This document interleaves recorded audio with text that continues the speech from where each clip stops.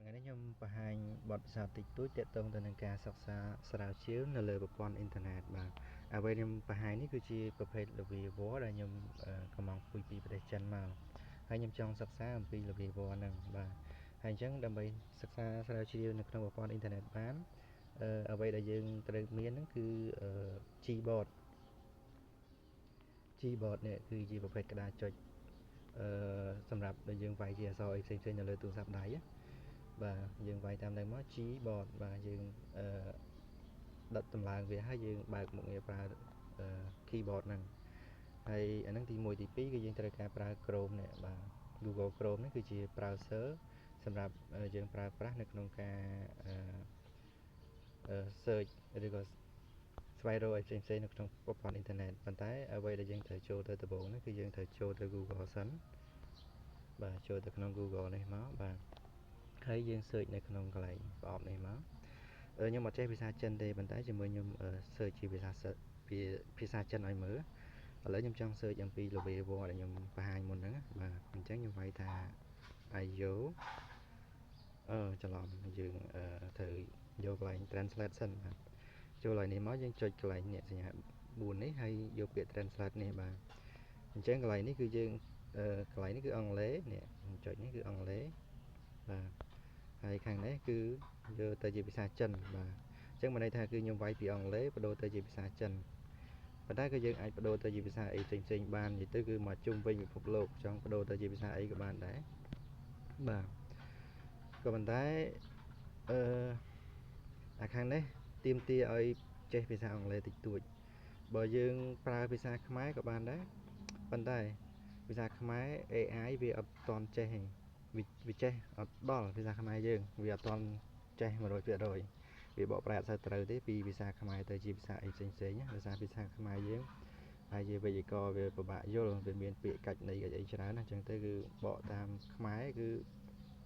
ត្រូវពាក្យតិចបាទអញ្ចឹងទាមទារឲ្យវាយជាភាសាអង់គ្លេសគឺត្រូវច្រើនជាងបាទអញ្ចឹង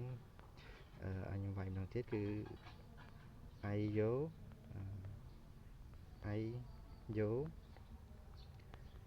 jelly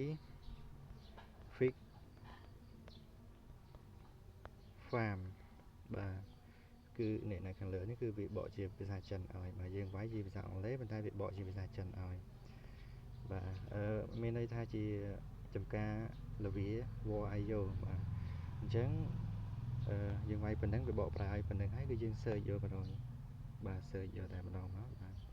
នេះគឺជាប្រភេទល្វីវ័រហើយខ្ញុំចុចឡើងរូបភាពនេះមកបាទនេះតើតើនឹងល្វីវ័រហ្នឹងបាទវា IO ហ្នឹងនេះចូលមើលមកនេះពាក់ព័ន្ធនឹងល្វីវ័រហ្នឹងគេចេញមកទាំងអស់បាទឥឡូវខ្ញុំចូលមើលនៅក្នុងwebsite នេះមួយបាទនេះជាភាសាចិនហើយឥឡូវយើងធ្វើមកទៀតនេះខាងលើនេះគឺវា load ចេញមកឲ្យ translate ឥឡូវខ្ញុំអត់ទាន់ translate ទេខ្ញុំអូនភាសាសិនឥឡូវភាសាចិនសួរថាយើងធ្វើម៉េចយល់ន័យគឺនៅក្នុង Chrome ហ្នឹងគឺមានកន្លែង translate ឲ្យយើងទៀតនេះអូមកក្រោមមកនេះបាទ translate នេះគឺ translate ជាអង់គ្លេសដូចគ្នាគឺបើសិនជា translate ទៅជាភាសាខ្មែរគឺវាពិបាកយល់តិចដោយសារតែភាសាខ្មែរដូចខ្ញុំនិយាយមុនហ្នឹងអញ្ចឹងថា AI វាអត់តន់ស្គាល់ភាសាខ្មែរយើងទេបាទនេះឥឡូវបកមកភាសាខ្មែរបាទយើងអាចមើលយល់បានខ្លះប៉ុន្តែវាភាគច្រើនគឺវាខុសន័យអញ្ចឹងចង់ឲ្យន័យវាត្រូវបានច្រើនវាមិនពេញ 100% ទេប៉ុន្តែថាយើងត្រូវច្រើនជាងគឺយើងបកប្រែទៅជាភាសាអង់គ្លេសបកទៅជាភាសាអង់គ្លេសគឺវាត្រូវច្រើនជាងយើងមើលយល់ច្រើនជាងបាទនេះបកទៅជាអង់គ្លេសបាទអញ្ចឹងសម្រាប់អ្នកចេះអង់គ្លេសតាមមុខគឺយើងអាចមើលភាសាអីបានជុំវិញពិភពលោកបាទឥឡូវឧទាហរណ៍ថាចង់បកទៅជាភាសាអីភាសាថៃ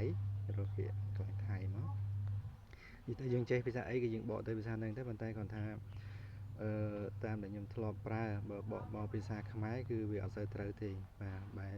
បើបកទៅជាភាសាអីផ្សេងគឺត្រូវច្រើនបាទឥឡូវបកមកភាសាថៃនេះបាទយើងចង់បកទៅជាភាសាអីក៏បានដែរបាទ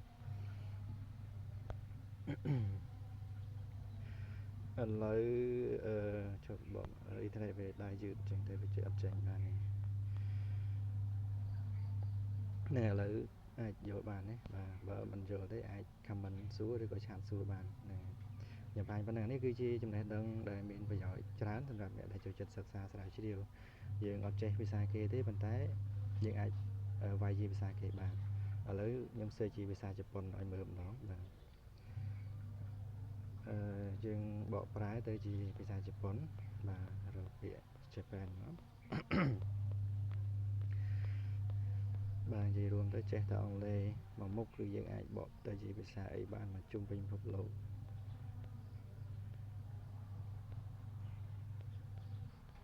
ជប៉ុនណា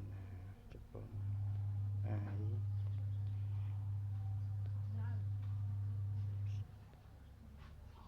យជេនេះបាទជប៉ុនណាអញ្ចឹងខ្ញុំវាយម្ដងទៀតអាយយោជេលីអាយយោជេលី fix បាទនេះចេញជាភាសាជប៉ុនហើយបាទអញ្ចឹងយើង search វាមកបាទនេះគឺជាអត្ថបទដែលសរសេរជាភាសាជប៉ុនបាទ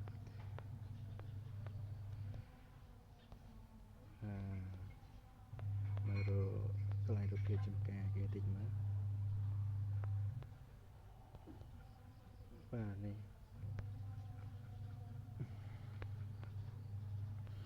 អានេះគឺជាសតអត្ថបទរបស់ជប៉ុនបាទភាសាលាវីវនេះគឺនៅជប៉ុនក៏ពេញនិយមដែរឥឡូវចូលក្នុង website នេះមួយបាទអានេះគឺ website របស់ជប៉ុនណា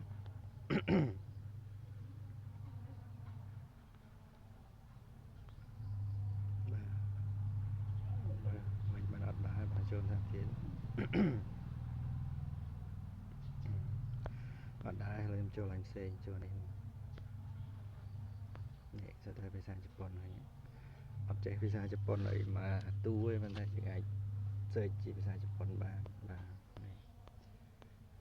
ហើយបកប្រែមកជាអង់គ្លេសឬក៏បកប្រែមកជាខ្មែរទៀតមក